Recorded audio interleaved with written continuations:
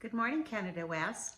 I have a treat for you this morning, and I have just a short video by Josh and Kendall Stewardson.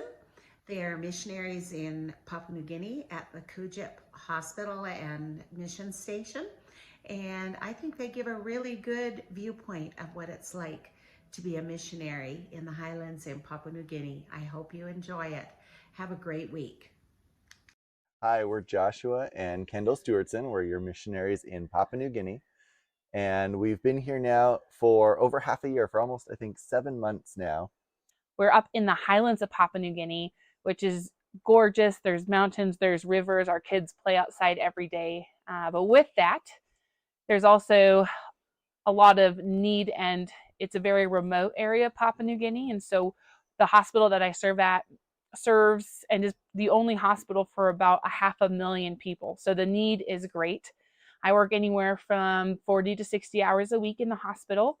And not only am I practicing emergency medicine, which is what I'm trained to do, but I'm practicing obstetrics and gynecology. So I'm doing C-sections and delivering babies, which has been really cool because that's one of the areas where you can see that if this hospital wasn't here, so many lives would be lost. From postpartum hemorrhage, so women bleeding a lot, to babies in distress. It's been really cool to see the impact that this hospital has on the health of the community through just that one area of medicine.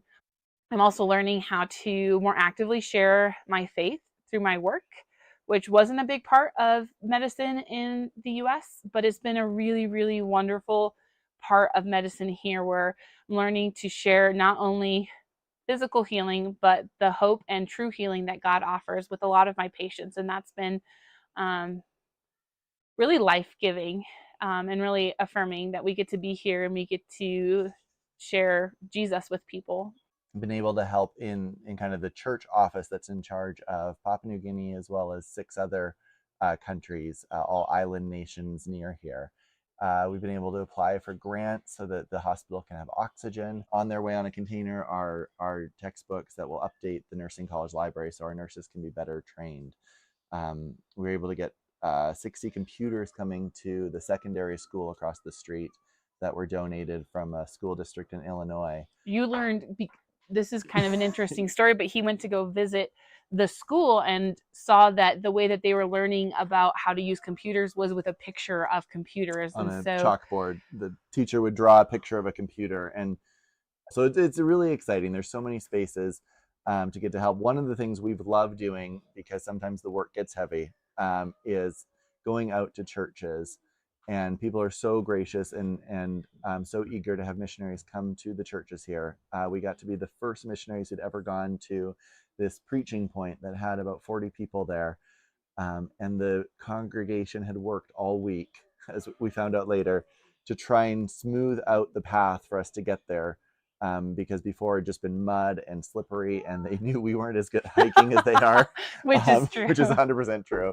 We got there and saw a log that we had to cross this raging river, and the church, we didn't know at the time, had spent the whole week putting little slats across it so that it would be, in their opinion, easy to get across. Still felt death defying. They watched us and they were like, "Oh, maybe our standards are."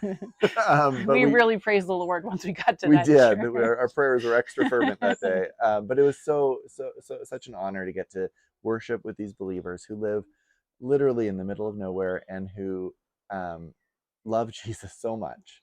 It's so cool to see our kids adapt. The first few months were kind of hard. It's difficult to go to a different culture, a different place, and a different school system for the boys. That was difficult. A lot of differences. But as they've begun to embrace the community, Judah and Asher were able to start a Bible study for the kids who live nearby us. And so every Tuesday, 5 to 10 kids get to study God's word together, and God's blessed our boys with amazing language capacity. I'm slightly jealous. They're doing this in Pidgin. So yeah, so they use the blows my local mind. language to teach the Bible study and spend time with their friends, which is amazing. We were able to go see one of our friends' pineapple gardens, which she has 5,000 pineapples, 5,000 pineapples on this, like, so it's a hill. Like, it's not like a garden. It's like a mountain mountainside. that someone has planted pineapple on. And so it's just crazy to see how people live here and just the amazing work that people do. And we just have felt blessed because God has filled us with his heart for these people, and he's put his heart inside of us. And we just feel so thankful to be here and so in love with the culture and the community here. And that's just been a blessing and an answer to prayer as well.